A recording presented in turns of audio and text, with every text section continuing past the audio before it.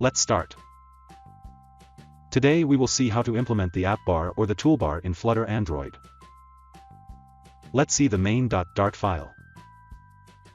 First, we import the material.dart package. Then, in the main function, we create the stateless widget called myApp. This is the myApp stateless widget. In the build function, we create a material app and apply a theme. The home attribute is set to a stateful widget called myHomePage. Here we pass a string called title in the constructor of this class. We will use this string as the title of our app bar. This is the myHomePage stateless widget. Here we store the title in a variable.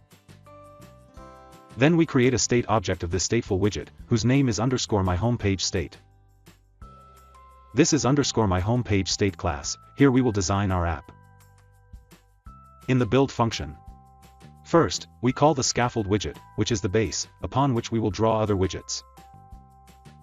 The app bar attribute is set to the app bar widget. Here we use our title variable as the title of this app bar.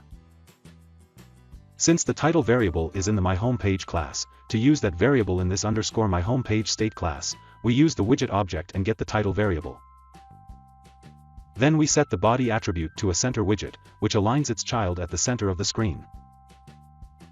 The child attribute of the center widget is a text widget, with Hello World text. Let's run the app. As you can see, our app has an app bar, or a toolbar, with app bar as the title. And we have Hello World text in the center of the screen. So that's it. That's how you can implement an app bar in Flutter Android.